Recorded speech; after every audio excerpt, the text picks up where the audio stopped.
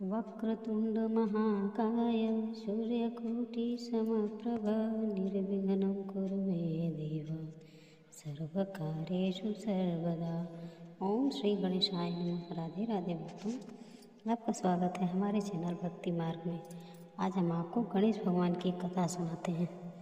एक गांव में एक सेठ रहा करता था। वह गणेश भगवान का परम भक्त था। गणेश भगवान की भक्ति उसके पिता से विरासत में मिली थी। वह रोज़ प्रभु को भोग लगाता, आरती करता, उसके बाद ही कुछ खाया करता था। गणेश भगवान की उसके ऊपर विशेष कृपा थी। उसके घर में किसी भी चीज़ की कमी नहीं थी, केवल उसकी पत्नी को छोड़कर। उसे भगवान का पूजा पाठ करना पसंद नहीं था। वह रोज़ सुबह सवेरे चिल्लाती और एक ही बात कहती कि क्या शोर मचा रखा है, रोज़ घंटी और शंख बजाकर पूरा गांव इकट्ठा कर लो। सेठ उसे बहुत समझाता, पर वह कहाँ समझने वाली थी। एक दिन सेठ को किसी काम से बाहर जाना पड़ा। उसने अपनी पत्नी से बड़े प्रेम भाव से कहा, शांति, मुझे एक दिन के लिए बाहर जाना है। इतना काम कर देना कि प्रभु के भोग का ध्यान रख लेना, नहीं तो मेरे प्रभु भूखे ही रह जाएंगे। शांति ने अनमने से बात को सुनी। जब सेठ चला गया तो उसने एक उल्टी चाल सूझी। उसने सोचा, यदि गणेश जी को घर से बाहर निकाल दूँ तो रोज़ रोज़ की आरती पूजा, भोग और शंख की आवाज़ की झंझट ही खत्म हो जाएगा। उसने घर के पीछे जाकर एक गड्ढा खोदा, उसमें गणेश भगवान की मूर्ति को दबा दिया और घर में वापस आ गई। सेठ जब घर वापस आया तो उसने मंदिर में गणेश भगवान को नहीं देखा। वो भागा भागा शांति के पास गया और कहने लगा, शांति, मेरे प्रभु कहाँ हैं? वह मंदिर में नहीं है। शांति जान बनकर बोली, मुझे तो पता नहीं, मैंने तो कल रात को धूप आरती और भोग लगाकर पर्दा लगा दिया था। सिर्फ पागलों की तरह गणेश भगवान को पूरे घर में खोजता। उसने मन ही मन पछताता रहा कि यह काम शांति का ही है।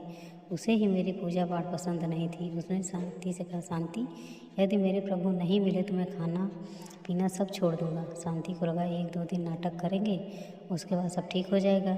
सेठ को रोते बिलखते 7 दिन हो गए। वह शांति से बोला, शांति, मुझे पता है तुम्हें ही मेरी पूजा पाठ करना पसंद नहीं है। मेरे गणेश जी की प्रतिमा को तुमने ही कहीं छिपाया है।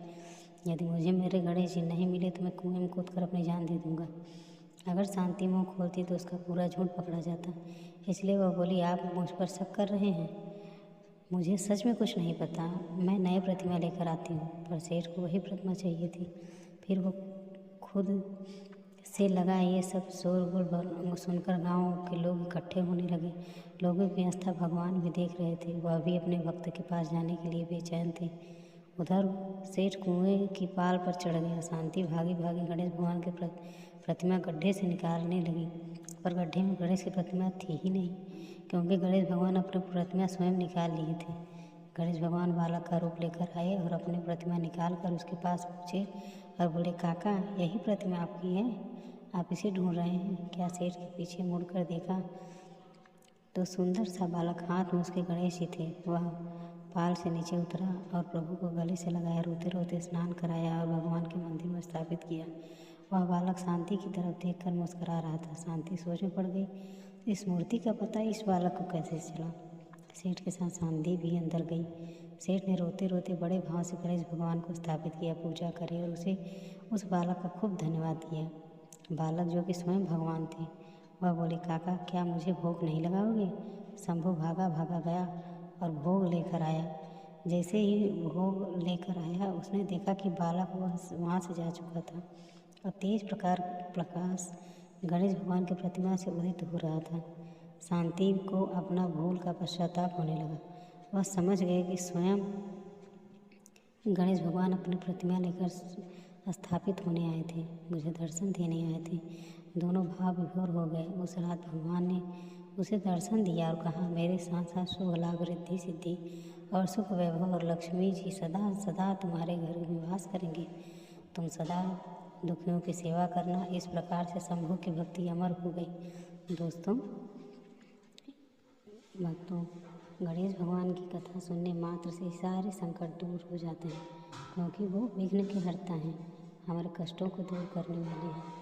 आज की कथा यहीं पे समाप्त होती है। बोलिए जय श्री गणेश।